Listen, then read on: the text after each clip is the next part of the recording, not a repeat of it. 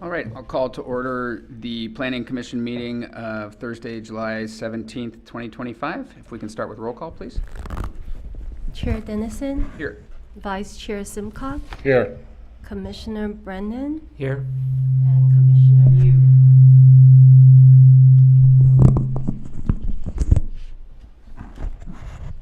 Chair, you have the quorum for the meeting.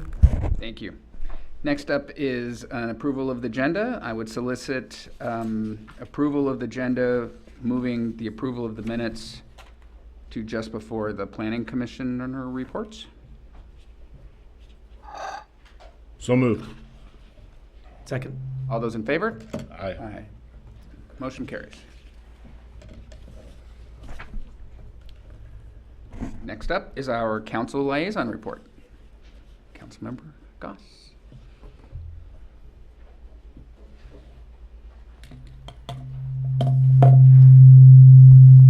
Greetings, everyone. Chair, members of the commission, I have a very brief report. The council is now dark and will be until August 26th. That's all I got. Thank you. Thanks.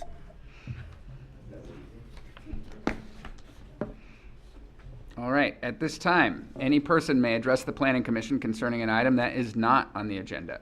The commission welcomes your attendance and participation. When addressing the commission, please begin by providing your name and address for the record. Please keep comments to no more than 3 minutes to assure an orderly and timely meeting.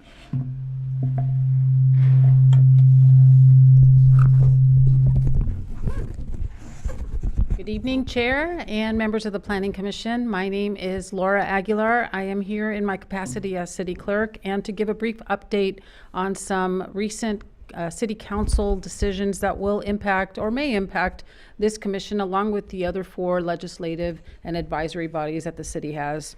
The city is rolling out a student commissioner program. Before you'll have copies of the flyers with the information provided that will be provided to our student commissioners. The commissioner program is based on City Council's intention and desire to really welcome younger volunteers and include them in the legislative and governing processes. And along with that, they've given city staff some parameters on creating this program. Some of those parameters include non-voting youth commissioners, student commissioners, ages 13 to 21. Each commission will be allowed up to 2 commissioners, and here's a variance from what we've done in the past. The commission will be the body that will be appointing the youth commissioners. The intention for this program is to have the commissioners serve as a sort of mentor and provide guidance for anyone who may be interested in entering this type of field in their academic and professional journey. And so this is really intended to foster the volunteerism within our younger residents and citizens, but also to provide them with an opportunity to expose them to legislative and governing processes. So each commission will be allowed up to 2 student commissioners. The student commissioners are non-voting and they will serve a 1-year term. It is expected that the terms will be right around the academic school year, and so we are and this just got passed at the last city council meeting, and we're hoping to roll this out at the beginning of the new fiscal year. So I'm doing my commissioner tour and visiting all the commissions and really just updating them on city council's direction to city staff. Some of the requirements for the commissioners would be that the commissioners are between the ages of 13 and 21, that they are students, and that they make a commitment to attend the meetings. And so they are expected to attend at least 75% of all meetings, considering that most commissions, except for the Planning Commission, most commissions meet once a month. It's not an unmanageable number. Of course, anybody who makes a commitment, especially our younger volunteers who makes a commitment to sit on a commission, it's expected that they have some sort of interest. And so we're hoping that it wouldn't be an undue hardship for them. Another interesting, or I think it's interesting because I'm a city clerk, is that the commissioners wouldn't be subject to the Brown Act because they are non-voting. They are not, they wouldn't contribute to the quorum. So if they don't show up to a meeting, the voting commissioners would still be able to proceed with city business. And so that's really important. It is kind of thought that maybe this program would be good to help and entice students who are thinking about going into maybe urban planning or architecture, to get an idea, to give them a little taste of what it might be like to go into that field. And so some of the projects that could be given to, for example, a student commissioner would be anything having to do with earthquake retrofitting, or also comparing what programs are happening in other local agencies to what Sierra Madre is hoping to roll out. And so it gives us a sense if we are in line with what other agencies are putting out. And so I think, and the city council thinks, that this is a really good way to introduce our youth to and expose them to the possibilities of going into this line of work. And so we're hopeful that we will get a lot of interest for this program.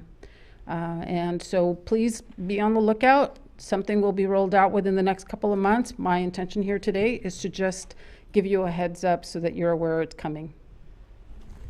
Thank you. Thank you.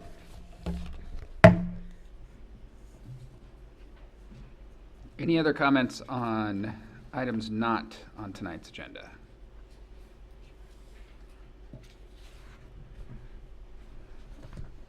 All right. Next up is a consent for a minor variance, 25-01, the Meadows at Bailey Canyon specific project plan. Does city staff have a presentation? Chair Dennison, we do not have a presentation for you, but it is recommended that the Planning Commission receive and file. It is a administrative application that we review the change of the material for the Meadows project along the most northernmost boundary abutting the Madre Rosa Retreat Center. The material will change from block wall to raw iron fence. All right. Any questions? All right, then at this time, we will take, at this time, any person may address the Planning Commission on this specific agendized item. Commission welcomes your attendance and participation. When addressing the commission, please begin by providing your name and address for the record. Please keep comments to no more than 3 minutes to assure an orderly and timely meeting. Hearing none, we'll bring it back to deliberation. Any deliberation? Then I will solicit a motion to accept the report on minor variance 25-01, the Meadows at Bailey Canyon specific plan. I'll make a motion to move forward with minor variance 2501 to the Meadows of Bailey Canyon specific plan. Second. All those in favor? Aye. Motion carries. All right. Next up is a public hearing for certificate of appropriateness 25-01, Richardson's House from circa 1864 and Lizzie's Trail Inn circa 1900. Does city staff have a presentation? Yes, our assistant planner Juan will deliver the presentation. But before that, should we do an ex parte disclosure if anyone stopped by the Lizzie's Trail or the Richardson House? Sure. I did not. I did not, but I frequent the location quite a bit, so I'm very familiar. Yep. Meet up with people before we go up the trail, so I'm familiar with it. Thank you, Commissioners. Tonight, the Commission will be reviewing an application for a Certificate of Appropriateness 25-01, proposed at 165 to 167 East Miramonte Avenue. This request is for the designated historical landmarks known as the Richardson House built in 1864, and Lizzie's Trail Inn, built in 1900.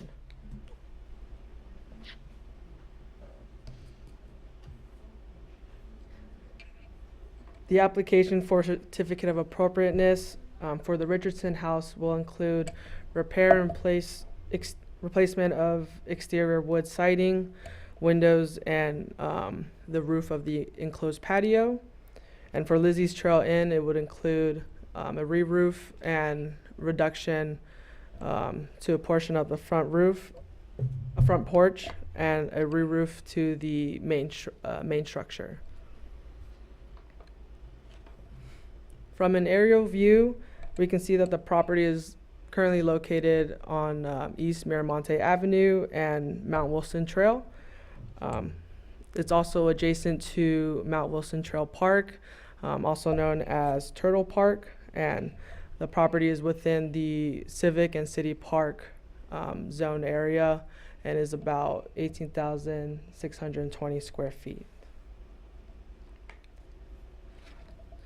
Zooming in a little bit more, we included is the building footprint of Lizzie's Trail Inn and the Richardson House. The areas that are not shaded in gray would be where the exterior alterations will be taking place. On Lizzie's Trail Inn, the work would be taking place on the front porch area as well as the roof area of the main structure. And for Richardson House, all the work being proposed is to the rear enclosed patio area in the northern end. So starting with the Richardson House, you can see in the image on screen of the enclosed patio, no portions of the existing building footprint will be changed. The work would be the proposed work would be repair and placement of the deteriorated materials of the roof, windows, and siding. The roof would be replaced using a Sarnafil roofing material to prevent further water intrusion or wood rot. This is also a fire retardant material, and it would be replaced with the copper brown color. A sample of the material is also being passed around the dais for you to view. And for the windows of the enclosed patio, it would be an in-kind replacement using single pane wooden windows. And lastly, for the siding, it would be replaced with hardy artisan material and will be painted in Dunn's Edwards Cool December to match the existing cool toned white paint of the patio siding. And for Lizzie's Trail Inn, a portion of the front porch is proposed to be reduced due to the growth of a mature oak tree to the left. This change will not change the use or the character of the existing porch. And additionally, the front porch will also be re-roofed with an asphalt shingle roofing material to match the existing, and as well as the main structure will be re-roofed using a similar Sarnafil material in the color white. So here we have the proposed roof plan of Lizzie's Trail Inn, where we can see the outline of the existing oak tree. In the shaded blue area is where the portion of the roof that will be removed and reduced is approximately 3 feet in from the existing.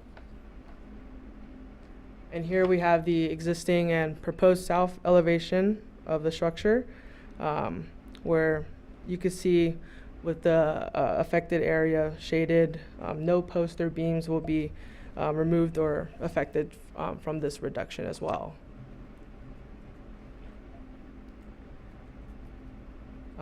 And for the findings of the certificate of appropriateness, staff finds that the designated landmarks are of historical and cultural significance rather than architectural. And the proposed work includes the repair, replacement, and partial reduction using in-kind materials and will not change the character or affect the integrity of the significant architectural features. For the second finding, staff finds the improvements of the designated landmarks are for repairs, replacements, and partial reduction, and will not change the use and is compatible with the exterior of the historic landmark. With that, the Planning Commission may approve the application and issue a certificate of appropriateness pursuant to Planning Commission Resolution 25-10, or approve the application with modifications, or deny the application, identifying the findings that could not make for approval and direct staff to prepare a resolution for denial, or lastly, continue the public hearing, providing direction to staff and the applicant. Staff recommends the Planning Commission to approve the application to issue the certificate of appropriateness pursuant to Planning Commission Resolution 25-10. That concludes my presentation. We do have the applicant, Director Yanez, and also the architect in the audience tonight that can help with any questions that you may have as well. Thank you. Any questions for staff? Any questions for the architect or anybody that's here? Yeah. So on the Richardson house, the existing roof that's there, is it asphalt shingle? What is it now? Currently, it's a asphalt shingles. Okay. Yes. I guess that's one question that I have, and whether it's It's- to staff or to, why are we going with this versus an asphalt? I'm just curious.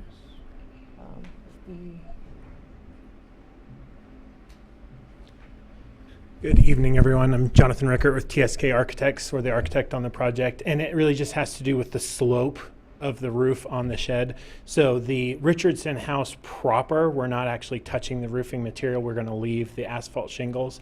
On the shed portion, it's not a serious, it's not shingles. It's almost an asphalt sheet that's there, but it's almost a no slope situation, and so it's not a proper roofing material for that type of application. And so looking towards the long-term benefit of the city on this property, we were trying to replace it with a material that is more appropriate for that type of slope. And so we were doing a brownish color to make it feel a little bit more like it belonged with it, but didn't think it would be appropriate to put on a material that's not meant for that application. What is the slope of the flatter portion? Crystal, do you know what the exact slope is?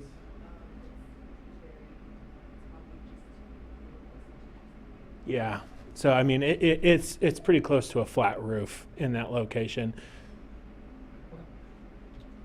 Thank you. That was my question, why we're using that plastic roof. It doesn't really, you know. Okay. That's my question. Thank you. Thank you. Any other questions? All right, thank you.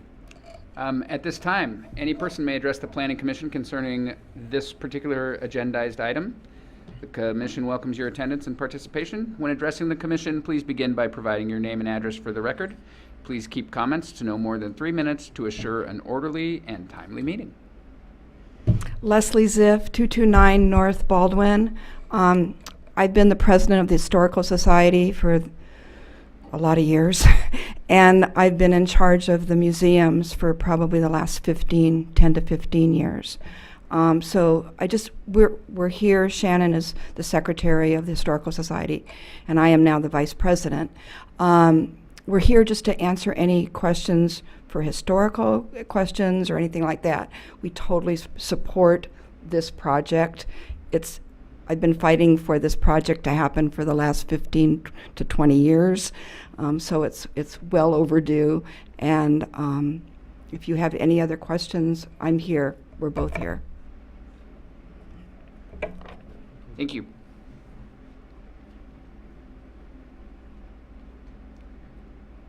Anyone else who would like to address this matter?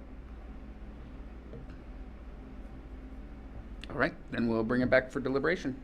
Who would like to start?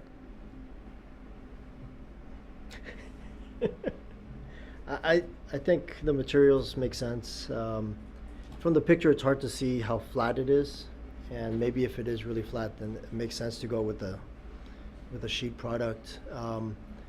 It's still gonna look a little weird, but maybe it's sort of, let's keep the water out as the biggest concern. and Right. That makes sense. So yeah, I'm okay with it. Yeah. I don't like the roof at all. Yeah. It doesn't fit what 1864 or 1900. I don't think we would allow anybody else to put this type of roof on a 130 plus year old building. If we were doing, a different than the city's property. So is there any way we can see that picture from the presentation again? So we can look at that slope?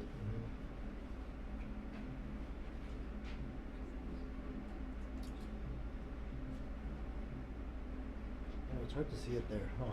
Yeah. And I remember going back there to see that part of it. So it looks like there's a little bit of slope. Yeah. Yeah, it's hard to tell.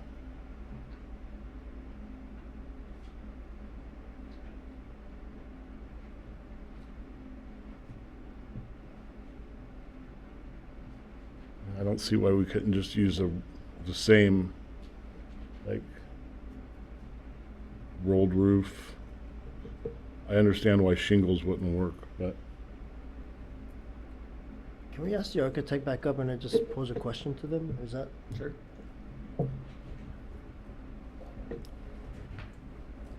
Yes. So you heard the commissioner. So is there any way that we can put maybe an underlayment that can protect the actual, maybe it's a sheet product, maybe whatever it is, to keep the water out, and then somehow put a product on top of that that could adhere and have the look of a shingle, but not, I know I'm asking a lot. I mean, so a big part of the problem is warranty, right? Is that shingles or that, an asphalt material like that typically needs a 2 inch to 12 inch slope, which is actually, your typical house, right, has quite a bit of a slope. And even once you start getting to flat slopes like this, even a single ply material can get a little bit of a challenge in terms of what they require. So based on our research, this was kind of the best material that we were able to come up with that's going to provide the city with a warranty of having a roof material where they're not, going to allow water to get in. I would have to look at whether we could apply a material on top of Sarnafill, whether that's an acceptable solution to throw essentially an giant asphalt shingle on top of that and see whether that they would allow that or whether that's going to cause problems in itself. I could imagine causing problems just because the only way to adhere it is you start nailing it through and then you've completely negated the power of having that roofing on in the first place. So just based on our research for having such a low slope roof, having a single ply material is really the best option. And it really is a question of warranty and would, I think, potentially become a little bit of a challenge with any contractor installing it, is that they also might not warranty their work because they're putting on a material that wouldn't be appropriate for a situation. So it'd have to be something that the city would have to take on in totality to say, no matter what happens, we're okay with this because we've done something we know isn't considered appropriate for standards today.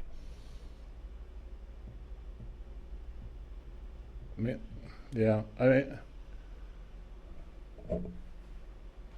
I'm on commercial roofs as part of my job for a living. I'm on flat rolled roofs a lot.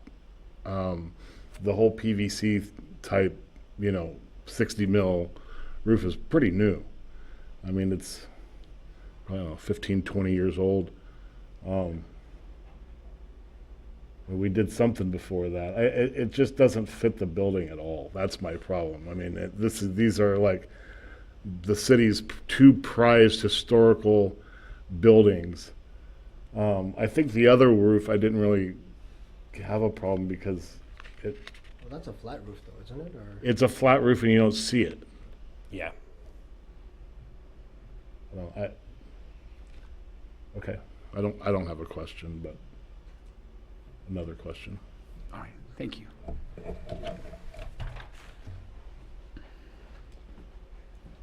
Commissioner, do you have anything? No, I mean, I see Commissioner Simcock's point.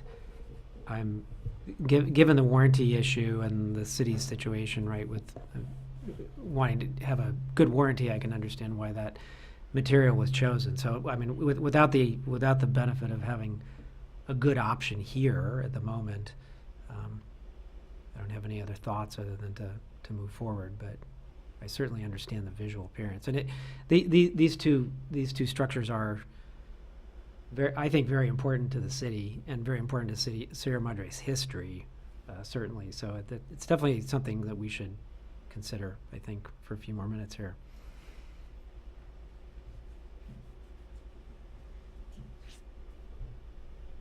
Yeah, I'd like to have some options looked at, maybe. I mean, there's got to be an option. I would imagine. I mean, right? I mean, I haven't seen a product that could do that, but if somehow they can fasten it without any kind of, screw or any kind of, we don't want to nail through any of this stuff. It's Right, more that'll of just, it's more of an why put it? adhesive or something that would have to, and I don't know of a product. But I mean, if you feel strong about it, yeah, we should maybe look into it more than. Yeah, I'd like to look into it at least, but. Okay, so it sounds like the recommendation is to continue this to either a date certain, if that's what the committee would like, and ask that there be some broader research for an alternative to that roofing material.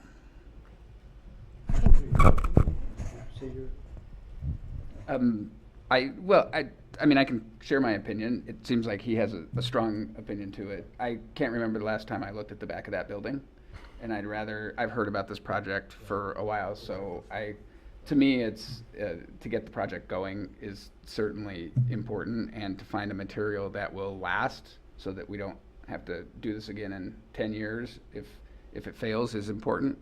But to me, it's the back of the building. It's a shaded area under an oak most of the time. I don't think a ton of people go back there, but I have a different use case than everybody else probably, so. Thanks. It's good to hear. But if we have somebody who feels strongly, then we can go down that road. I agree. I was going to suggest it sounds like this has been waiting for a number of years. We're in the middle of summer. We're probably not going to have much rain anytime soon. So if we could have a judicious, review and response back to the concern, and we could, do it within the next meeting, I think that's. We have a meeting planned, Yeah. so. Yeah, so then we would want to see if the applicant would like to schedule this for a date certain. Can we invite the architect to the building? Absolutely. If can speak on behalf of this. Yeah, so what we can do is we can go back and create, like, we can talk with Sarnafol first of all and ask, can we do an adhesive applied to it, or is that going to cause any problems? It's not a situation I've heard of before, but that's not to say that they as a company have not. And then what we can do is we can create an Excel file of different options and their pros and cons. Because again, there's always, my assumption is the opportunity that the city can decide to move forward with like a single ply, or not a single ply, apologies, my brain just went blank. But the typical roofing material we'd see on residential without it being warranted, and we can kind of give a list of the options that there are for you guys to take a look at. That Do would you know be if they can great. imprint on the surface? I don't know. I haven't ever seen that, but that might be a possibility for them to print on it to look more like a And tile. ink and all that, but at least it mimics some sort of, Yeah. dimension that can be sort of. Yeah, or like a coating even that's like got like sand in it, so it looks like rolled. Yeah. Yeah. Maybe that's something. I don't know. And if, because I will say, it is basically, it's not a series of tiles, it's one large sheet right now. Right. But having something that has a little grit to it, and that might be an option with Sarnafil as well, that just a little bit of adhesive with the sand material on that. And we can continue to look into that even with moving the project forward. I mean, up to you guys as the Planning Commission, obviously, but and we can bring that list of potential options for what that specific roofing material could be. Again, from going with the Sarnafil as specified or trying out some of these other options as well. So that's an option we have as the commission as well, is to approve it and refer it back to a staff level approval of the materials if we want. I would leave it to how comfortable do you feel that they could find some solution, Commissioner Simca? Because Like, do you think that we can refer this back, approve it? Can we approve it? With Well, staff to have oh. final determination on the material? Or do you want to see it again? I'd like to see it again, but can we approve everything except that? So they can get started on like the siding and things like that? You know what I mean? No? That's not the way it came before us, so we have Okay. to approve what came before us. Okay. Yeah, that's fine. With the staff. Makes it final. Okay, are you comfortable with that? Yes, Okay. we can work with the architect to provide. Okay, that's great. I think that's a great middle ground Yeah. that we have. Yeah. Okay, great. Because I'd love to see this project get moving, so. no, I agree. Right. And you don't know when we're going to get rain. Right. 100%, It could right? be, yeah. So I guess I will look for a motion to approve the certificate appropriateness with the condition that staff view the final materials and sign off with the architect. I will make such motion. Second. All those in favor? Aye. Motion carries. Thank you very much. Thank you. All right. Next up, teeny tiny little municipal code text amendment, amending section 17.50.056, discretionary demolition permit of chapter 17.60, variances and discretionary permits of title 17 zoning of the Sierra Madre Municipal Code. Do you have a presentation from staff? Our senior planner, Wolf, will deliver an oral presentation. Thank you, Director. I don't have a PowerPoint presentation prepared for this. I just wanted to introduce this discussion by reporting out from the City Council's discussion that was held on June 24th. And this is following a series of discussions, and most recently was the passing of the urgency ordinance for the reconstruction of all the homes that were damaged or destroyed by the Eaton fire. After the Eaton fire, we discussed that there were challenges post-fire in wildfire preparation versus historic preservation. Homeowners need to remove and replace materials due to harmful particulates that resulted from the Eaton fire. Fire-wise, retrofits are going to be necessary for community resiliency. Existing historic preservation policies are delaying otherwise over-the-counter permitting by sometimes 5 weeks. And so there's a tension between wildfire preparation and historic preservation, which needed to be acknowledged and addressed. But that wasn't to suggest that only one could exist, but one of these had to be identified as a priority over the others so that solutions or concessions could be presented for consideration. So I also thought it would be good to provide some context on what a discretionary demolition permit is. What it does is establish city oversight and subjective decision-making on demolition of structures that were built 75 years or more prior to the date of the application for demolition. and it requires decisions on applications for demolition be justified by a demonstration of necessity and a historic significance or lack thereof. It's intended to regulate based on citywide survey establishing which properties were considered historically significant. That citywide survey did not occur since the ordinance was established, but we are making some headway very recently with a certain level of survey. I can give more context on that later, but I kind of wanted to focus on discretionary demolition permits. So to put it very simply, if you have a property that was built in 1950 or before, and you want to do any kind of exterior changes to it, you're going to have to apply for a discretionary demolition permit, unless it falls within one of the exceptions that we currently have. And those exceptions are in subsection F of the of the regulations currently on books. And so in the discussion with City Council, they had identified some direction for staff to take. First, it was to provide some exceptions for specific types of work.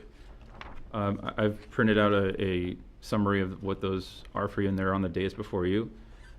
And those exceptions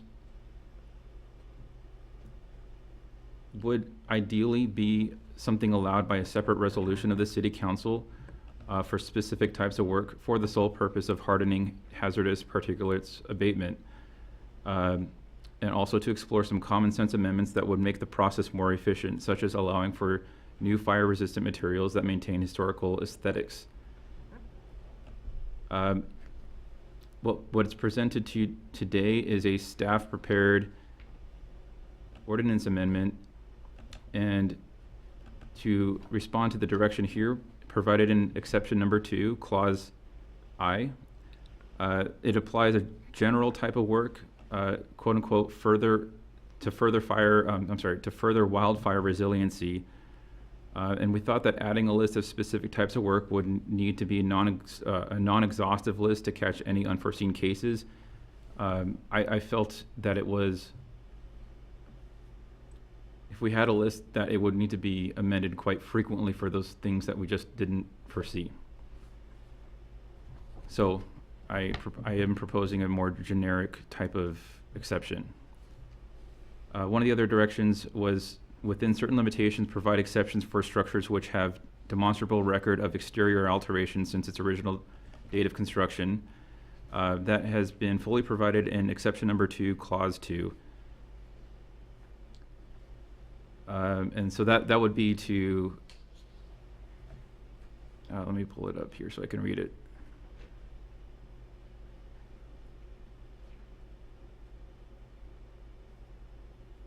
Actually, I'll go ahead and share this.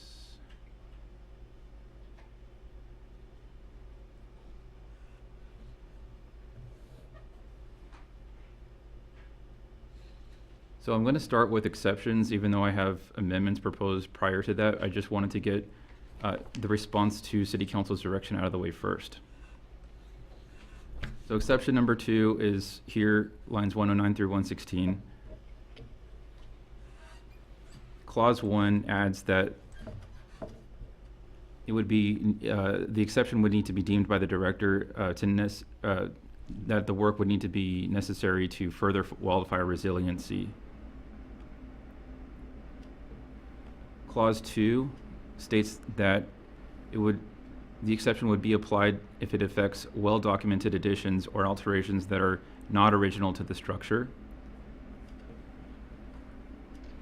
City Council's direction also stated to provide exceptions for any demolition that is both of the following: 1, not necessary to accommodate an addition or expansion, and 2, not visible from public view. So this has been partially provided in exception number 1. Demolitions that would not be visible from public view were added to an existing exception for the demolition of interior walls, since those were closely related. But I did want to note that exception 2 may be better suited for the demolitions that are not necessary to accommodate an addition, because those have to do with material replacements. City Council's direction also included to explore providing exceptions for any structure that was built as part of a tract development that has been provided fully in exception number 8. And that reads, any proposed demolition of a structure on a property that was developed as part of a residential subdivision of land creating 5 or more residential properties and was not indicated on any record, including within the description for a for sale listing or similar, to be the work of a notable architect or builder. City Council's direction also asked to explore providing categorical exemptions for certain structure types or building modification actions. The series of amendments proposed for the exceptions may already achieve this goal, but I would like to ask the commission to provide their feedback as to whether that achieved that goal. The last direction we have from City Council was to explore providing categorical exemptions for certain homes built during the post-World War II housing boom. This has not been provided. Ideally, this would need to provide some carve-out for mid-century modern homes. Staff could not come up with a really good, elegant way to do that.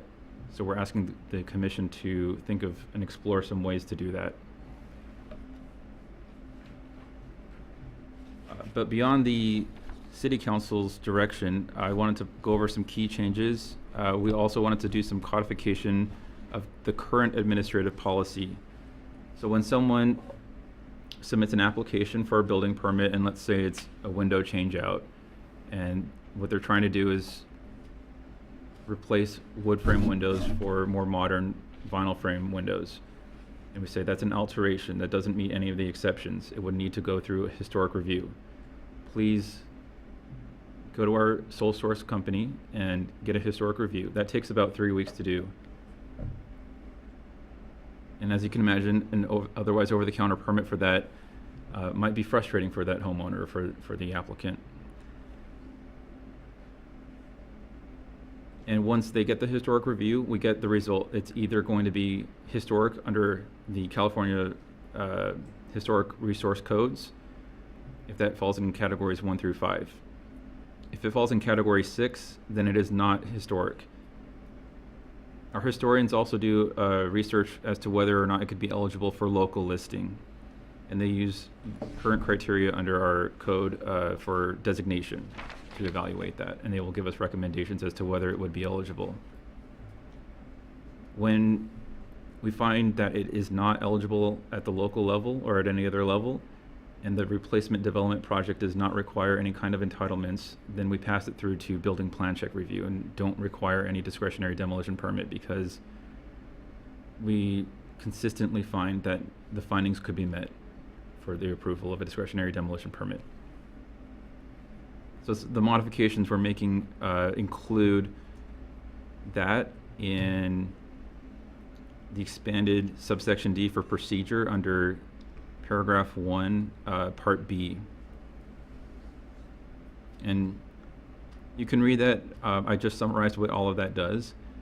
So if it is found to be significant at some level in categories 1 through 5, then we do conduct a discretionary demolition permit. Or if it is not considered historically significant under category 6, but the replacement development project requires a design review permit, for example, then it will also require the approval of a discretionary demolition permit pursuant to the findings under subsection H.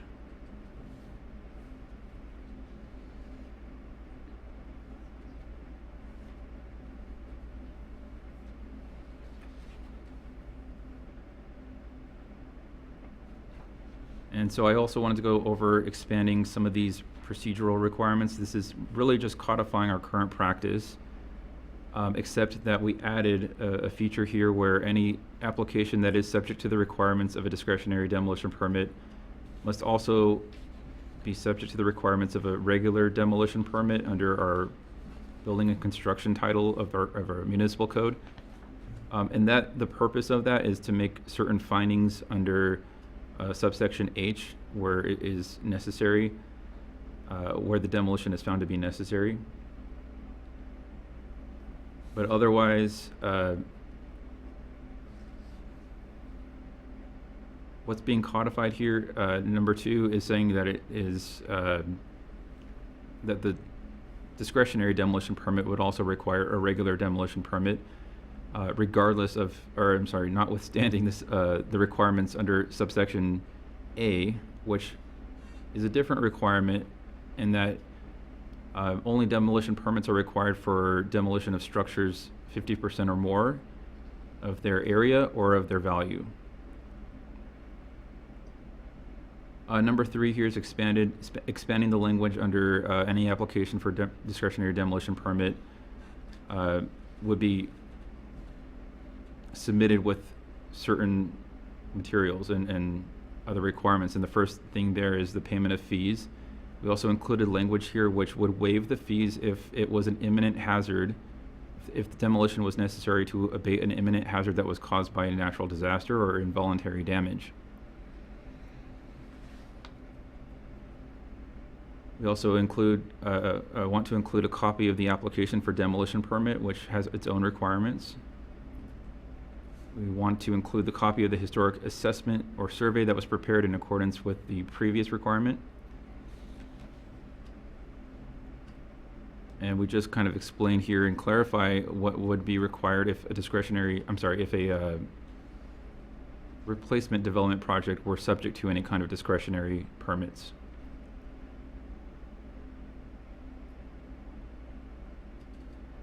And we also wanted to clarify on the noticing procedure here. Currently, it reads as though noticing should have been completed with the submittal of the application, if you read it very strictly, which we thought did not make a lot of sense. So we wanted to make it clear that noticing would be required at some point during the application process. And we describe here too what the noticing requirements would be for that, and they are not currently codified, and I should say they as in the noticing requirements for an administrative level review. And I should have also prefaced that a discretionary demolition permit on its own is a administrative level review. It begins at the staff level, and if the replacement development project is subject to any kind of planning commission approval, then the discretionary demolition permit is also reviewed by the highest authority. And so that's explained in more detail in paragraph 6. What would be an example of a project that only needed a discretionary demolition permit and not a design review? If, in my previous example, I said if someone wanted to change their wood-framed windows to vinyl-framed windows, and the historic review was completed in finding that it was historically significant, that would be subject to a discretionary demolition permit and not any other discretionary reviews if it just involved window replacement.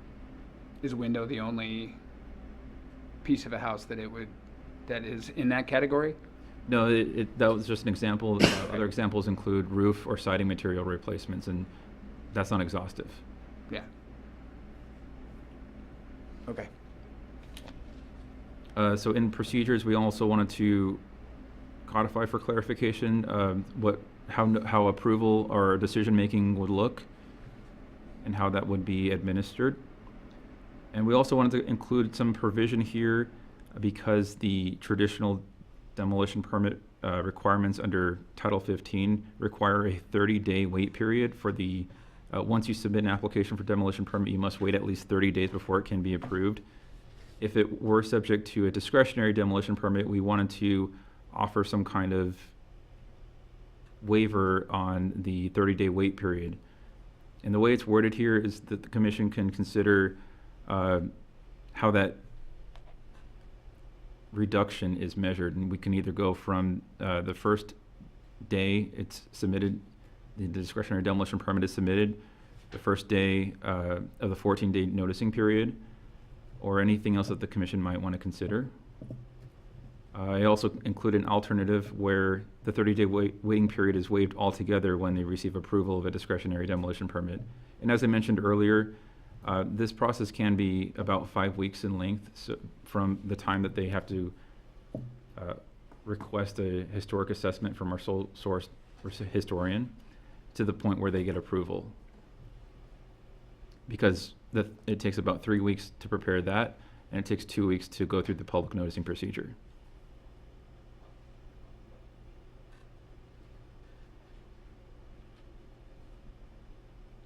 And so the amendments following that, in subsection E, we had a bit of a confusion or uncertainty as to how these provisions were supposed to be enforced. Let me pull up what is currently read so that you have that for reference.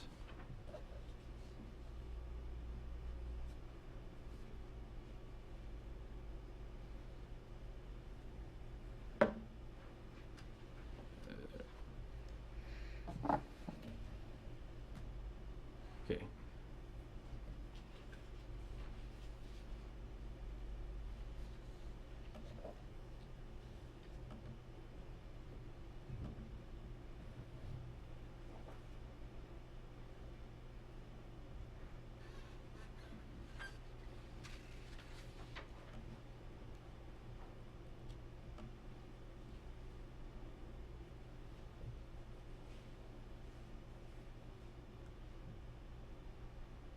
So subsection E states that a discretionary demolition permit may be approved if the reviewing body makes one of the following determinations, and one of those is that it is not eligible for designation at an individual or contributor level, and that the other criteria be that the city engineer or building official has made written determination that demolition is necessary to immediately abate an imminent hazard to public health and safety. So what's confusing about this language is that it says may be approved and not shall be approved. So we're not sure how, or the uncertainty is in if either of these are met, can this be used to approve a discretionary demolition permit? And following that, in subsection H, it states that before any demolition permit is granted, the application shall to the reasonable satisfaction of the body considering the matter, the existence of the following facts. And the first finding in that is that there's some kind of finding as to the disposition of the historic resource, whether it's eligible or not eligible. And so they seem to overlap with each other in a way that we felt did not make a lot of sense.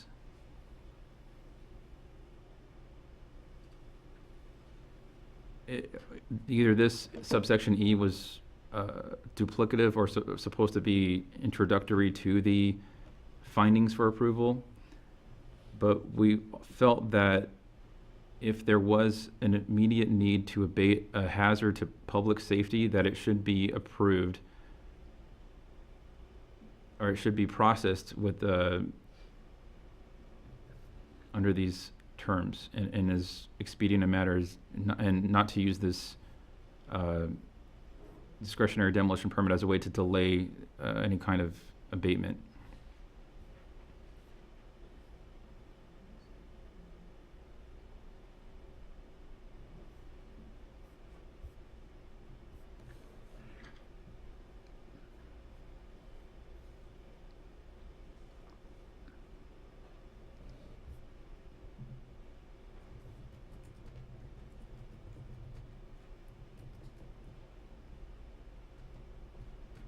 So we cleaned up the proposed edits here also clean up the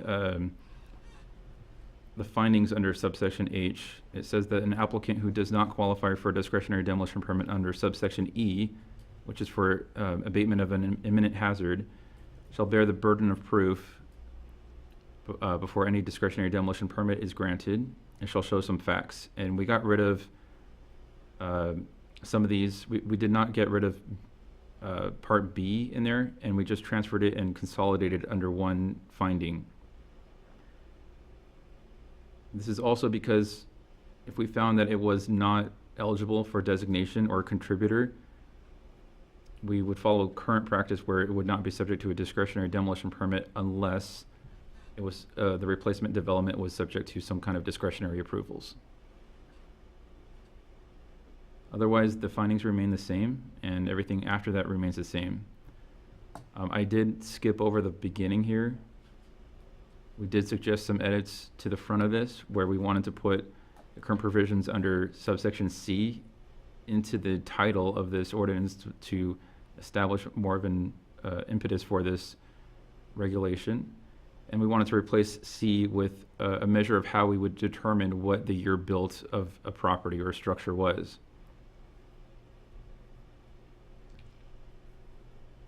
And that concludes my overview of these edits. Before I end my report, I would like to remind the commission to consider the following. Should there be a codification of the noticing procedure under the administrative level or for administrative level under the separate section 17.60.100? The reason I ask is because administrative level review applies to discretionary demolition permit, minor conditional use permit, and administrative design review permit, and other similar administrative level permits. And the requirements under subsection B of section 17.60.100 do not pertain particularly to administrative level reviews. They pertain to public hearings, and administrative level reviews are not subject to a public hearing. In any case, that's for the commission to consider. The amendments that we see right now are going to satisfy the noticing for an administrative level review of a posting of a sign on a property. We also wanted the commission to consider paragraph 8 under the expanded procedures. There were two alternatives here. And this, again, was for waiving of the 30-day wait period for a traditional demolition permit.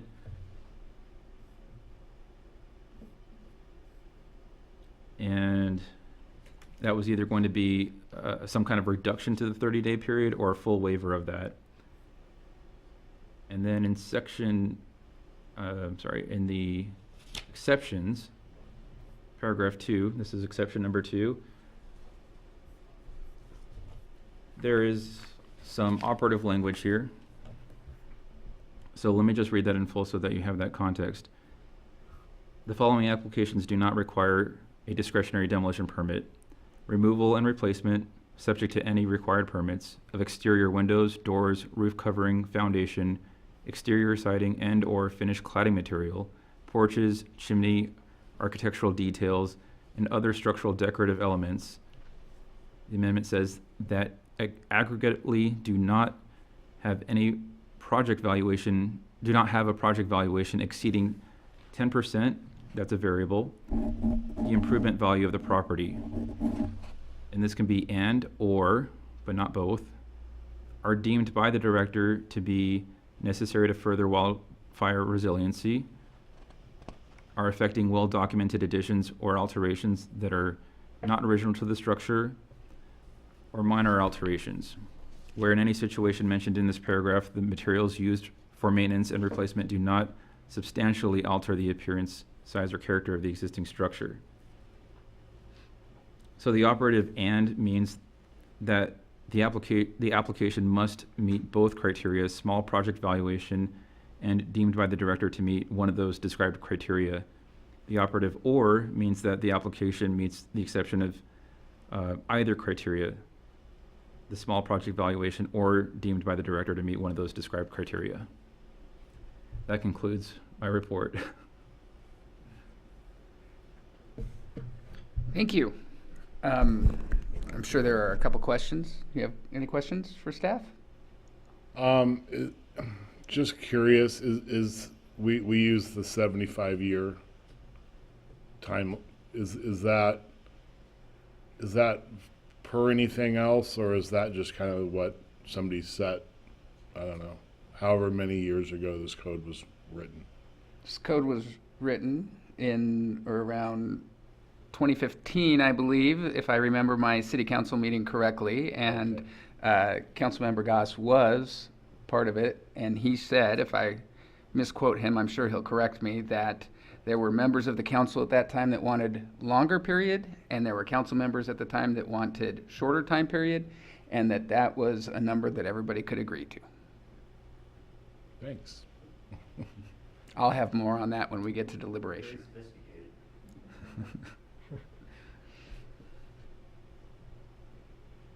Any other questions?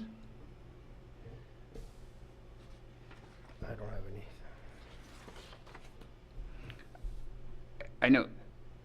lot of this gets referred to the section for ordinary demolition permit that has the 30-day wait period. Do you have any insight into what caused a 30-day wait period?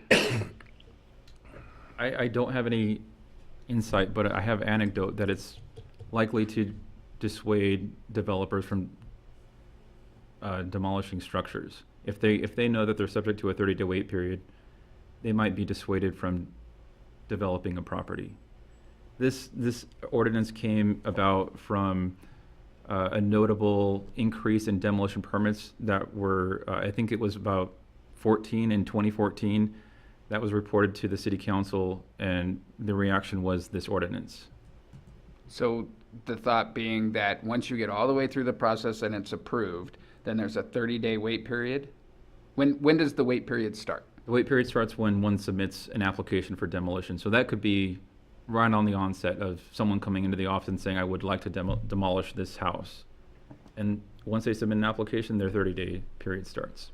Is there a notice in front of the property that says this property is going to be demolished? Is that what that 30-day wait period is? Some notice posted on the property is not always required if it's not subject to a discretionary demolition permit, but some notice is required otherwise. So then just waiting for 30 days for an empty administrative period was enough to dissuade demolition? And Seems off. Again, it's anecdote.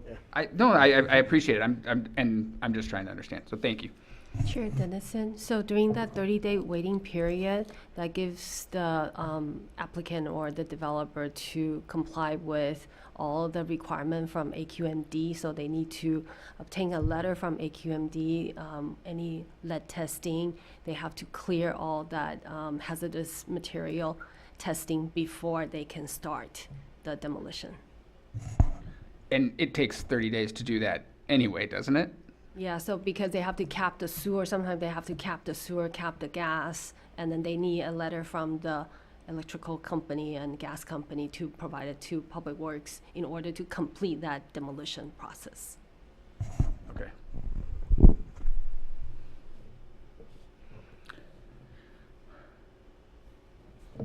I assume that the other conditional review type code sections also have what I will refer to as hard-coded 75 years in them, instead of all of the different sections referring back to one piece. That's something we can look into. I think I know what you're referring to. It's under subdivisions. Is that correct? No, I guess what I'm asking is, if I were to look at the design review permit process, would it have the 75-year number there? No. So is this the only place in the code that the 75-year review exists, is for demolition? I believe so. Okay.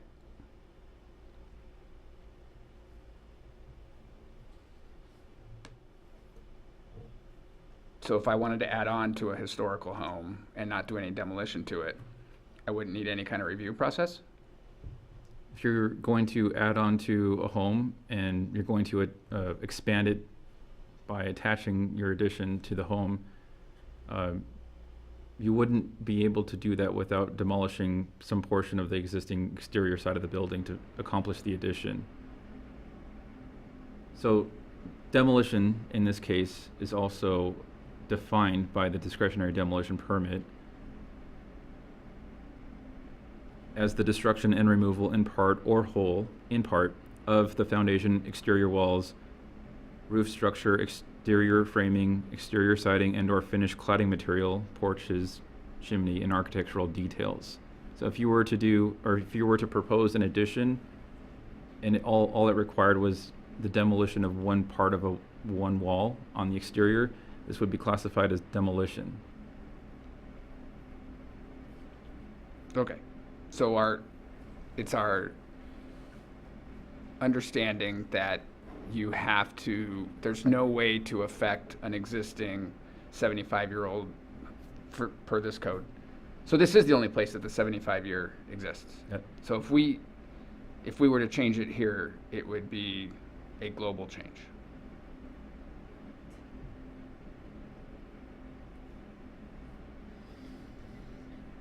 We can look into it further. I do believe that is correct, though. Okay. One of there's definitely a sense of urgency from the city council, from my watching of their meeting, to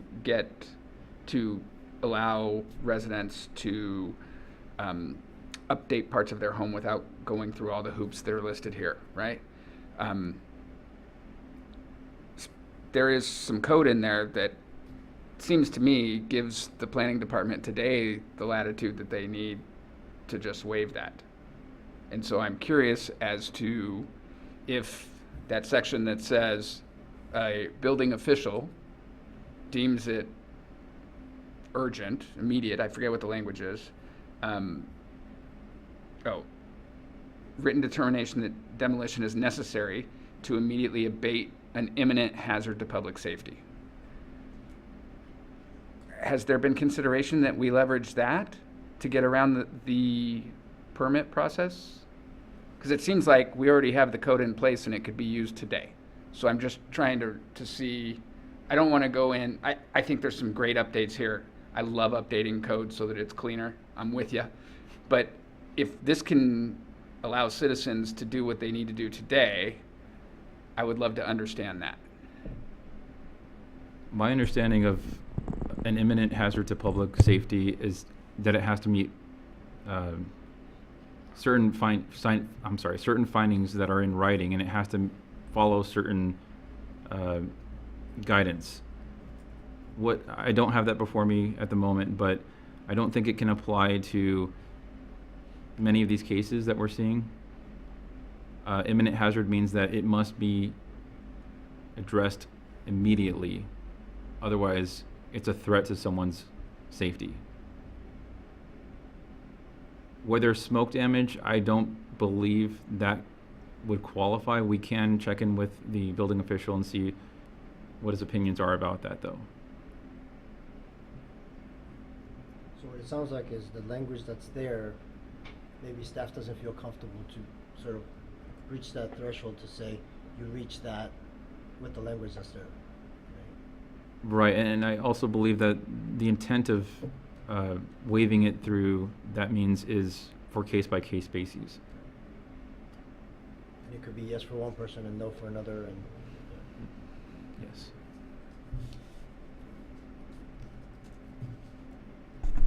And Chair Dennison, I'd like to add, usually when building official deem a structure that it's in imminent danger or danger to the public safety, usually red tag. Red tag it. Yeah, Yeah. but changing a window change out or improve the vent of home hardening doesn't qualify for that.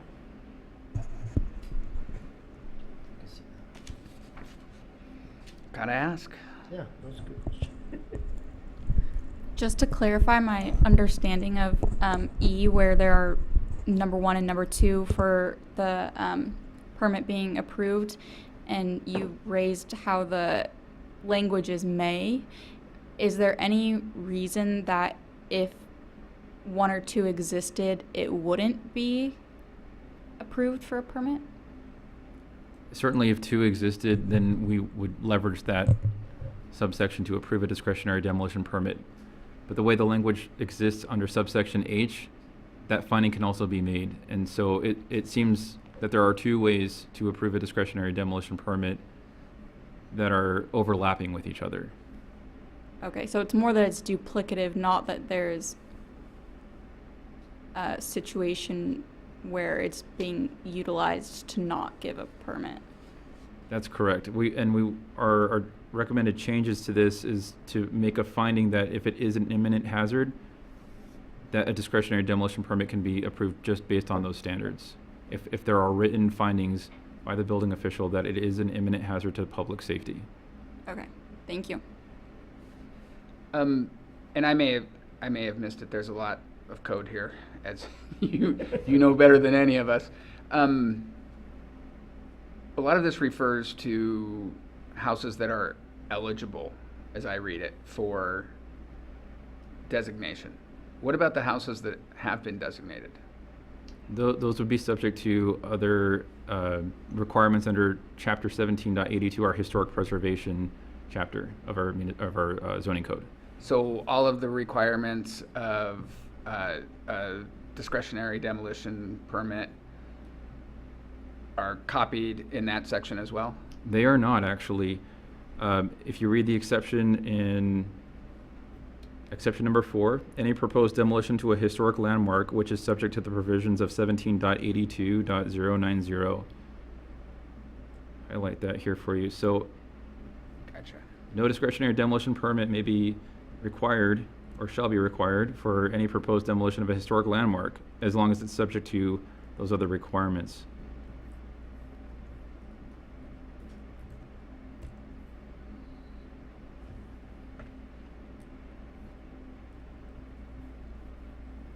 And I'll do my best to open what that is.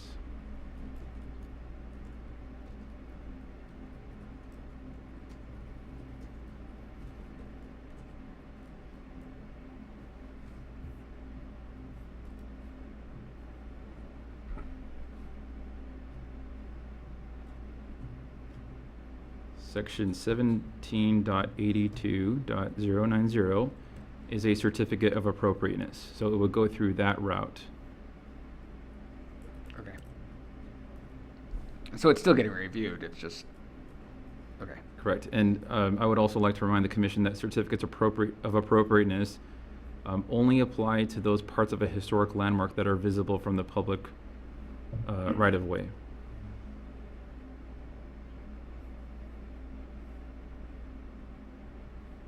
Whereas the discretionary demolition permit applies to any exterior side of the building regardless of its visibility from the public.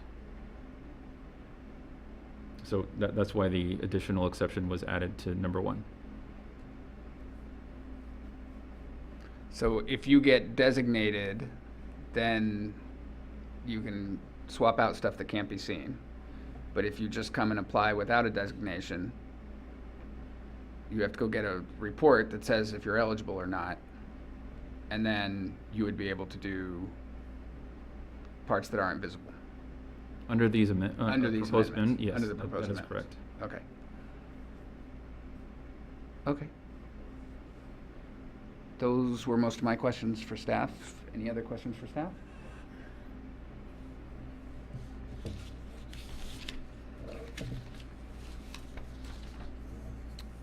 This is a discussion. So you're soliciting feedback from us, and then you would bring this back. At the next meeting. That'd be great. At the next meeting. And so the extended period for notice only applies to the discussion, not the review, or we already noticed the review? The public hearing has been noticed in the Mountain Views News in last weekend's paper. Great, okay. I asked because there's a 20-day notification, which is longer than any of the other normal notifications.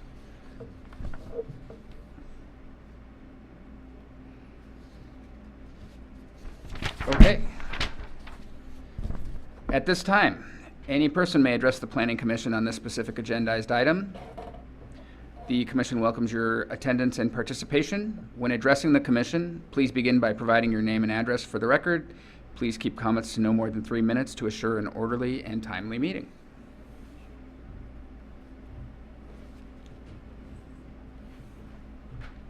Leslie Ziff, 229 North Baldwin. I have a question. I live in a historic home. And, but my question is about the Macumber cabin and the Carter barn. So under that, they're designated historic. And so they can't be torn down, even though the owner is letting them go down. They're gonna disintegrate on their own. There's no way that this falls under any of that. Do you know what I'm saying? Do you know am I being clear? Yeah, I'm worried about those two. I understand that. We're supposed to just listen to public Oh, you comment, can't answer me? but Okay. maybe we will use that as an example in our in our conversation. Okay, all right. Thank you for considering that. Any other comments? All right, then I guess we'll bring this back for deliberation. So I know I don't usually start, but I'd love to Yes, give some give some comments here. I did watch the city council, and I think that I kind of saw three things from the city council. I saw that there's some urgency in allowing people that have older homes to update their homes and harden them. And that was a streamline of the entire process, right? I saw that there was general concern over what it takes to do any kind of work on your home in this town when we're nearing 30 or 40%. You gave us some examples of the numbers at the council meeting, I don't remember them off the top of my head, of the entire housing stock in town being eligible and becoming more and more eligible. When I first came on Planning Commission in 2017, a couple of the people who'd been on a while are like, I'm so glad I'm gonna be off when all of these houses turn 75. And not one of them is sitting here to help today. But I think that the city council also was as divided as the community as to what the right solution is for picking where the cutoff is for historical. I think there was general agreement that the post-World War II housing boom created a bunch of houses that nobody anytime soon is going to say are historical, and yet they now qualify, right? 1950. So there are varying opinions as to what other little nuggets of architectural style should or shouldn't qualify after that date. And some people love the mid-century moderns and wanted to talk about carving those out. But I guess to me, there's kind of the most urgent thing from the city council was help people who have older houses, get them hardened. And while they didn't give specific guidance, I don't think they would mind some unsolicited. We have a couple of meetings before theirs, so if we had some ideas on where that cutoff could be and how to protect the community while balancing the potential of blight, I don't think it would be unwelcome for us to make a suggestion. Because the concern is if you make it too hard to, this is me speaking, I'm not quoting the city council here. If you make it too hard for houses to get upgraded over time, people stop upgrading them, and your entire housing stock gets older and older and looks older and older, and blight starts to set in, right? And then houses, everything changes and they just get demolished because they fall over, right? Finding that balance so that people can repair their homes, I think if we had a clever idea on that, they would listen to that. They may not take it, but I think that they would appreciate anything that we sent their way. So I guess with that, I think we need to achieve at least two, if not three things. The first being, how do we get people the ability to harden their homes? The second being, how can we prepare for the future of all these homes turning 75 with a code that says 75? And if we have a creative way for that second one, let's try to vet it out. They are dark now for a couple of meetings, so we actually will have this meeting and two more before they meet again. So we actually can get a little work done on this. So that was that would kind of be my direction if anybody was asking.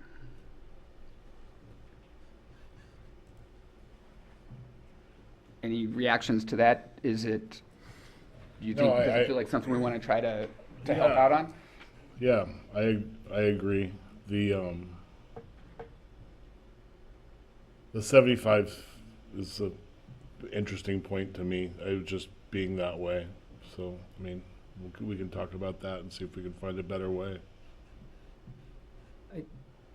I think what you said makes sense. I don't know if we want to talk about thoughts now, but I think those objectives make sense to me, certainly. And 75 years is becoming challenging, clearly. That So, the housing stock in California doubled in the 40s and doubled in the 50s. It's actually good to hear the perspective of where this is all coming from and what the importance of some of the factors. Yeah, it's a tough one because you're right. If you make it too arduous, then it's not going to happen, and then we're all not protected as well, right? So because one burns, it's all going to burn, right? So that's a tough one. And so, is there any way of maybe, because in some other commissions that have been on our committees, creating some sort of subcommittee to work on something while Absolutely. is that something that we want to consider, that so we can put a little more time into it than just us opining here for 10 minutes, which, So different ways that we can approach it is we can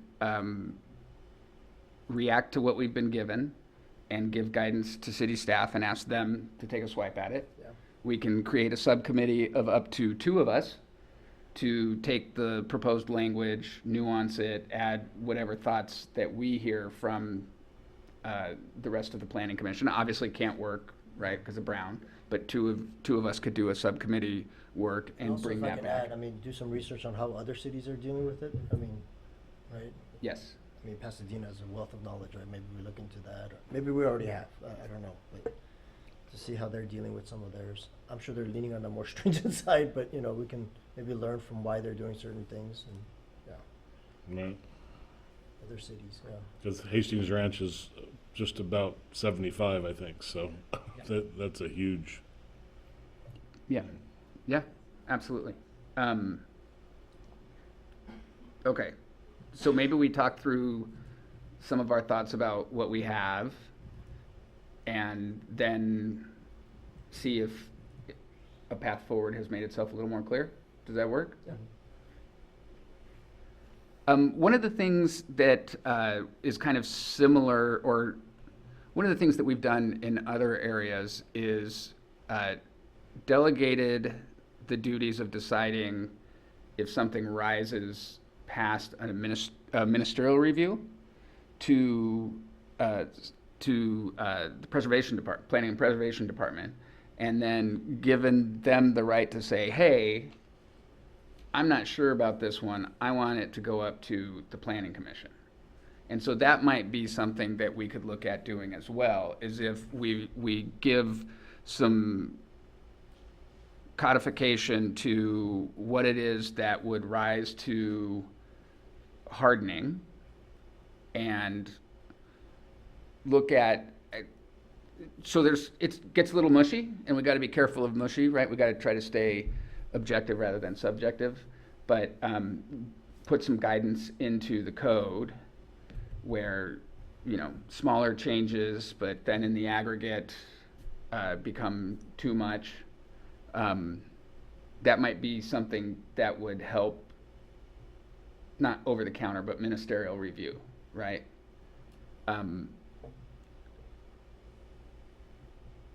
So that's one way that we've I think had some success previously in getting things out of everything coming to the planning commission, or everything even going through a report, right?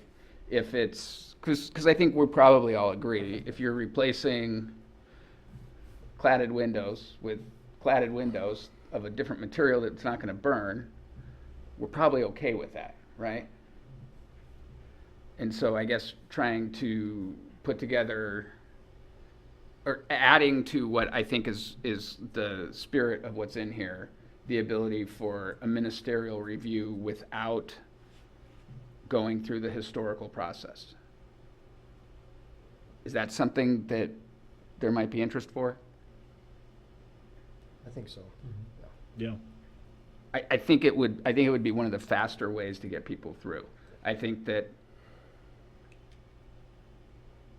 we trust our staff here, right? And I think they do a great job. So giving them the ability, they see tons of houses that come through here. They know the ones, they can easily make a decision. The one thing that I heard council touch on a couple times, and I really like the idea of, was the idea of kind of an appeals process. So, and what I mean by that is, a big sign goes up for 14 days and says, we're starting this project. And if a neighbor comes by and says, you know, the McCombers' uncle used to live there. This is a really significant house. Okay.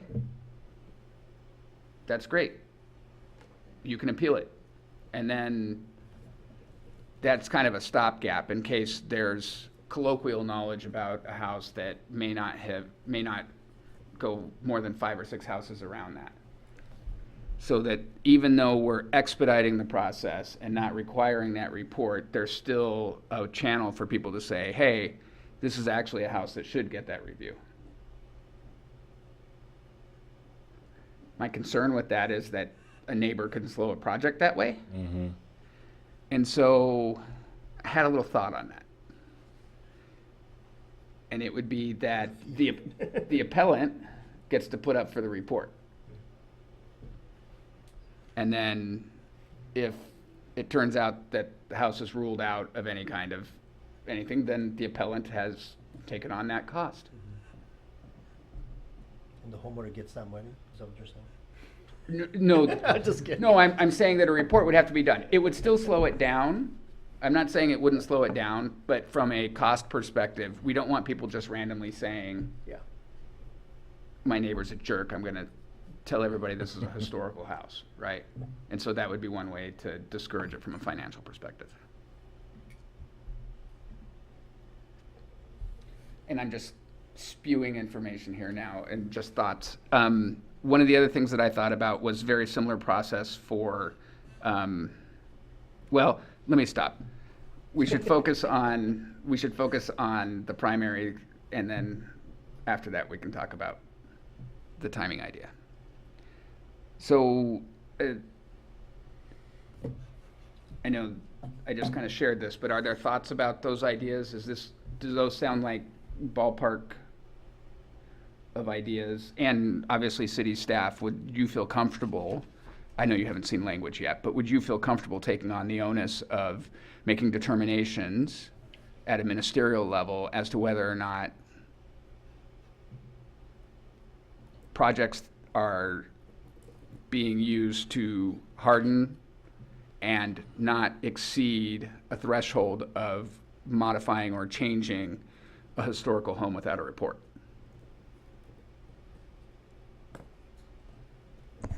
I think staff would be comfortable if we can create some kind of guideline or something that's specific, you know, like the replacement material would be 7A, or some kind of threshold that we can clearly, you know, communicate through the counter to the applicant. Right. May I add? Yeah. I think it would make staff very comfortable if there was, like Director Lynn just said, specific guidelines. And by way of example, that would not permit something like the replacement of a shingle siding for stucco siding. It Right. instead would say what you should do, for example, to replace a shingle siding is to replace it with a cementitious siding in a shingle form of similar look and feel. Right.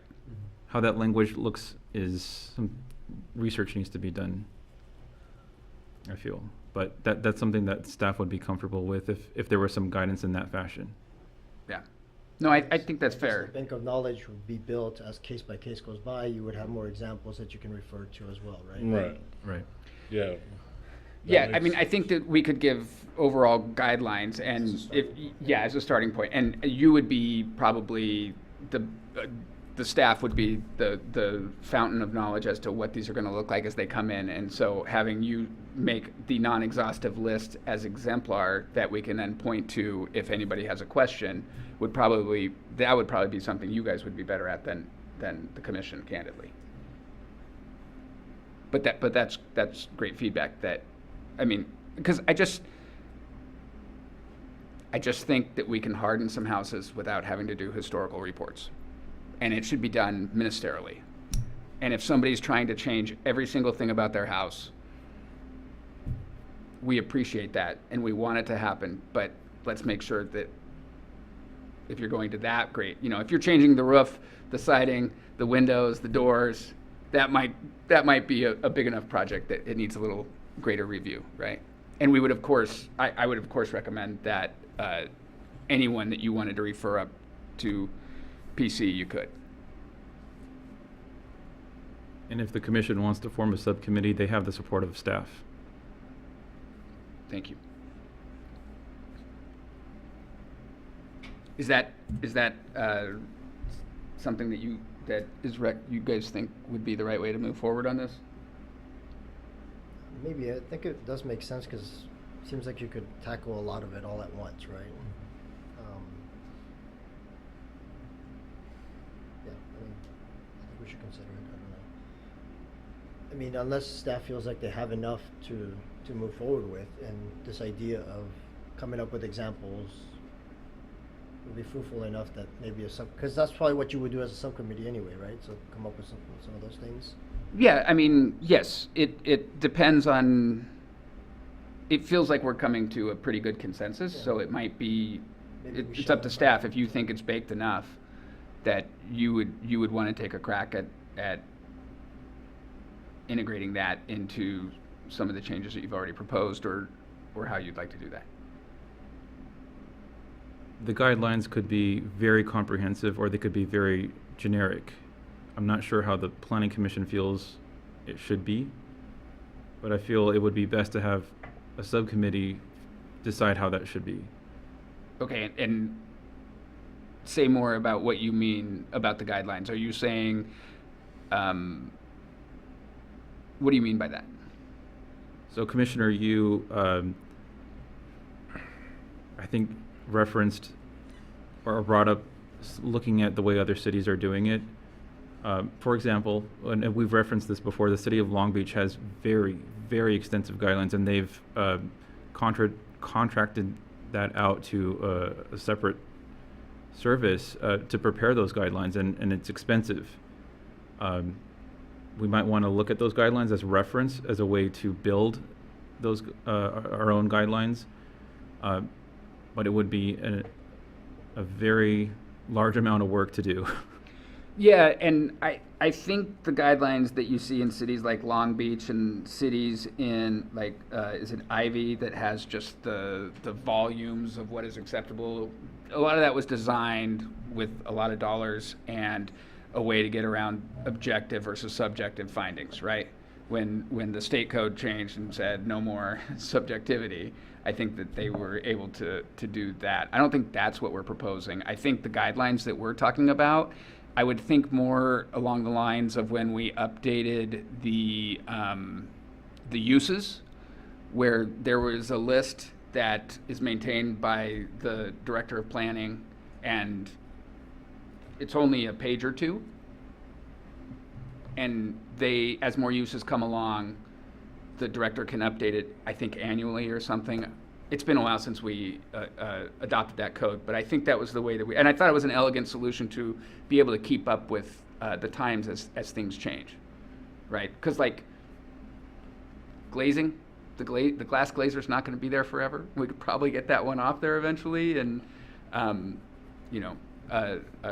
electric scooter shop wasn't listed, right? So those are the kind of things that, and so I think if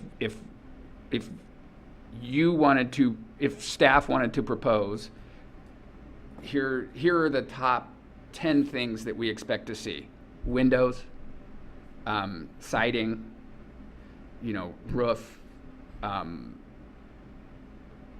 closing soffits. Like that really changes the look of a house. It also makes it impenetrable to the eddies of embers, right? So I think that those are the kind of things that if you wanted us to comment on how tight or wide we want that guidance, that we would be better to react to that list from you. But I'm not proposing a Long Beach or a Santa Barbara or an Ivy type tomb. I think that there are 10 examples that'll get us 95% of the way there. That's my guess. Yeah, and I'm thinking along the same lines. I don't think we want to be where we're saying, if you have this, it has to be this kind of idea, right? You want to leave it open-ended enough that the designer, the architect, or whoever might be working with these folks, or I understand that not all these homes are going to use those, but you want allow for some creativity in the sense that they're getting to the same end with the same look, but maybe it's a different product or something, right? So that's where the discretion part comes on the staff side of it. Yeah. If you have you wanna allow horizontal a little bit of- paneling, don't turn to vertical paneling. If you have, like literally, Right, those are the right. kind of examples we can give, right? But you need to tell us, here are the 5 things we think we're going to hear the most of. Because you said you had 2 handfuls of people who have already come in and asked about this, so hopefully you remember the kinds of things that they were asking for, and we can use those as examples. But I guess, so the question becomes, updating, and we should probably go through the code that you proposed, because I think there's a lot of great stuff in there that makes sense. Do you think that it would be helpful to hear from a subcommittee on the language around ministerial review, or do you think you have a good understanding of what we're asking? Or do you maybe take this till the next meeting and come up with something, and then if you get stuck along the way, then maybe we can form the subcommittee. We can form the subcommittee today, and then he can reach out if needed. That's another option as well. We have the public hearing for the municipal code text amendment slated for August 7th. I believe there's enough direction from Planning Commission that staff can work on something. I'm uncertain if we can get it done in time for August 7th. Okay. What would the commission be able to help you through the work of a subcommittee to help get it to that date? Staff could work on the guidelines as described, and it would be very helpful if the subcommittee could fill in on the ideas for other code amendments that you were providing. Okay, so the ministerial review of basically waiving a historical report And the appeal procedure you mentioned. and the appeal procedure. Okay. Yep, that's fine. Are there people who want to be a part of that subcommittee? I'm not going to be around much for the next 3 weeks, so I don't think I'd be a very What, good. 2 weeks till our next meeting, so, It's 3, August 7th. oh, we got a blue moon. Yeah. Interest? I guess it'd look better since I'm the one suggested this. Okay. You did suggest it. You did suggest that. I'm happy to help. Obviously, I don't have the architectural knowledge as some do, but I think. But if it's a you know, I can- procedural thing, it's I not can so work much on that. architectural. It's procedural, and So I think I'm that, happy to help with that. I think that we could probably, I don't remember off the top of my head, but I'll look for and send it through Josh, or city staff, because I can't send it directly to you, but, because you'll be on the subcommittee. But I will look for the section where we referred stuff from ministerial review. It wasn't that long ago that we did that, right? It was a year and a half, 2 years maybe? So it's fairly recent code that I think would be a great starting block for this. If it was on the design aspect of what materials and stuff that we can look, I would want to be on that one, but if it's more of this discussion, I think I'm okay if I'm not. Okay, then Does that make I sense? can, We said the scope here is waiving the historical report and the appeals process. On where and why you would, yeah. Right. right. Not, I want to be careful about how I say that. Not waiving it Yes, as right. creating a ministerial review. Yeah, a process. Yes, a process that also has Yeah. an appeal, so that the citizens still feel like, hey, this is an important house and you guys missed it. it'll be the 4 houses around it that know it, but that's still something we should protect for. All right, so it sounds like we have a path forward there. So now I'm gonna offer up a harebrained scheme on timing. I think that generally the post-World War II boom doesn't need to be reviewed. I'm just gonna go ahead and say it. I think that if we were to pick 1945 and switch the code from being a 75-year that rolls and every year gets what used to be 60 new houses is now going to be 100, is going to be 150 in 5 years, right? And we pick a date and time where we say, before this date, go through the process. Similar to the review process or the appeals process that I was looking at for the ministerial review, there's a period in which you have to put up the sign with the new sign requirements. I love the new sign requirements, by the way. I've read those signs where we put the permit on it. You can't read anything on it. Any house after whatever year we pick as the start of the boom can be appealed. Same process.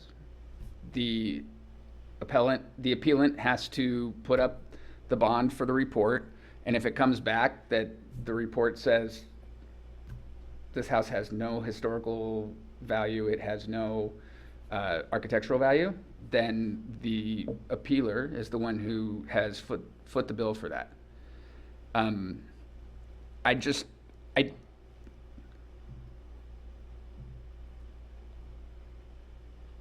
I think that there are,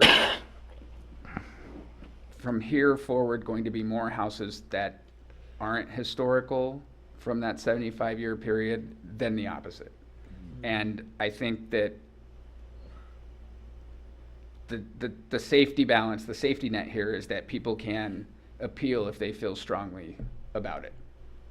And so that was why I introduced it on the last part, because I wanted you to think about it for a minute. But I'm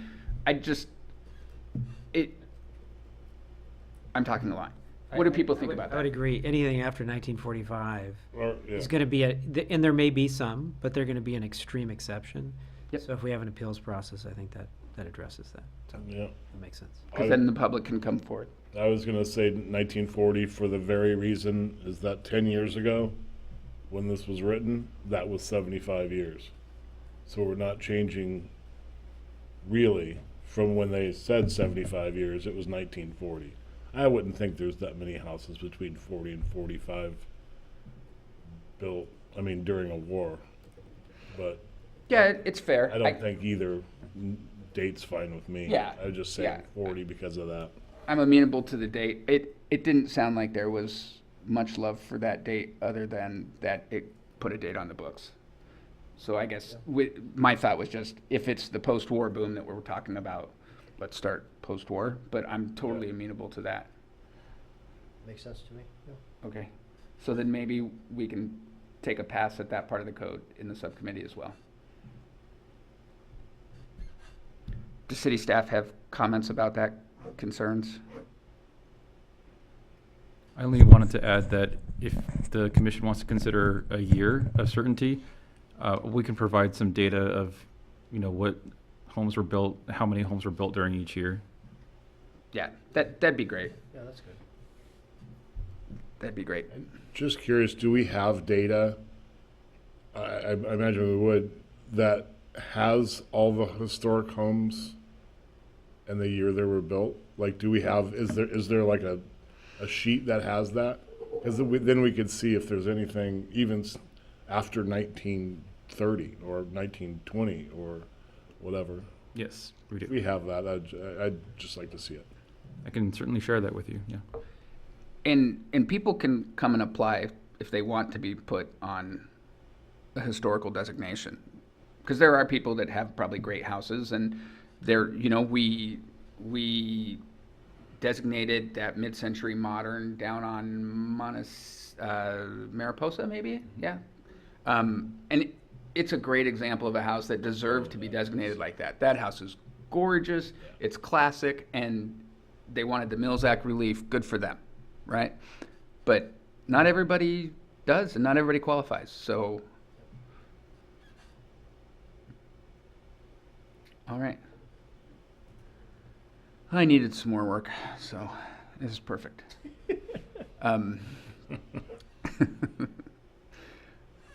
Okay, so I guess, do we need a motion to form a subcommittee, or can we just say we're forming a subcommittee? I don't think it would hurt to do a motion for Okay. a subcommittee. Okay. This is just a discussion, so we don't need any motion on the discussion. So it would just be, I move that we form a subcommittee of Commissioner Brennan and myself. Second. All those in favor? Aye. Aye. Motion carries. Sorry, was there any other feedback or input that we want to discuss on this? I'm good. We're going to have one more, we can take away and digest the changes that you've described for us tonight and all separately on our own go through those, and we'll have a chance to discuss those at the reading. Is that right? Ideally, the next public hearing would have one set. I imagine if we had certain alternatives, we could review all of that. It will extend the public hearing. It could extend the public hearing into multiple meetings, Or it could just be a long meeting. or it could just be a long meeting. I am personally committed. I want to get this back to city council, so, but I do hear what you're saying. I don't know, I think that a lot of what you put in there was technical enough that we're not going to have a lot of changes to it, but we'll see what we come back with. I just don't think we can digest and give you good feedback tonight on it. We all kind of read it in a vacuum, and now that we understand what you were trying for, I think it'd do us better justice to come back and give you feedback, unless anybody has immediate feedback on it. Nothing of significance for today's discussion. Okay. Could I just ask that once we sort of determine the process, can we get like a decision flow chart or something that could help a homeowner say, all right, my home is less than 75 or whatever the number would come up, greater than 75, then you go here, then you go here, then you go here. I think something like that would just help, because reading it in this way is so hard to determine, like, where am I? Am I going here? What am I doing? So just to help me and maybe some folks out there that will have to make a decision, that'd be good. Commissioner, did you want a flow chart of what is currently the process, or do you want one once we have one new ordinance established? I don't want to add more, but that would be helpful too, because then if we decide of what we have and then where we're going to go, it might show very specifically how much we've cut out of it, right? So that might be good to make the case. Okay. Great. Anything else? I'm good. All right. We moved the approval of the minutes to the end so that we'd have everybody we needed here. So we will go to approval of the minutes for the May 15th, 2025 Planning Commission meeting minutes. Did anybody have any updates, edits, or changes they would like to see? Aren't those the meeting minutes where we need our other commissioner present? Because I believe yes. Commissioner Yoon and I were both absent. You're right. So it leaves, Oh, that was the one from like a way back, yeah. Yeah. Yeah. Oh. yeah. You're right. I think Darn it. I thought we were finally going to get those off our list. Commissioner Moran to be present with Commissioner Okay, Simcox. so this next one is the one that you'll recuse yourself from. All right, so any updates to the approval of the June 5th, 2025 Planning Commission meeting minutes? June 5th? June Sorry. 19th? June 19th. We did June 5th at the last meeting, I believe. Oh, We oh. approved those. June 5th. Gotcha. We I have- was, yes, thank you. I was looking at the wrong part of it. Wait, no, B is listed as, No, you're right. That's the actual minutes I'm looking at. Thank you.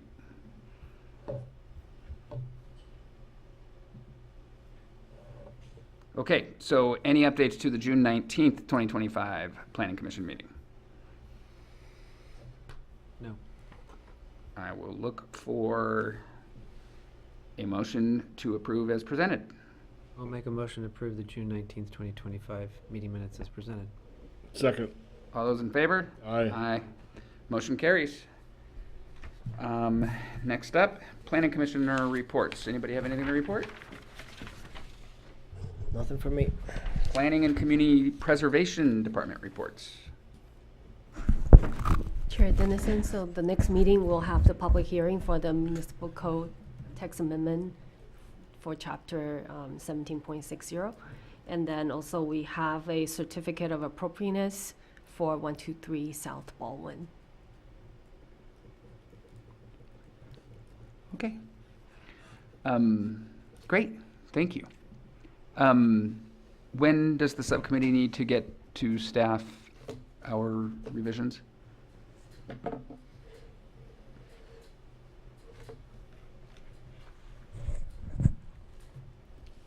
Ideally, by the end of the month, July 31st. Okay. That should be doable. Okay. Hearing nothing else, we will adjourn tonight's meeting. Thank you, everybody. Sorry I was late.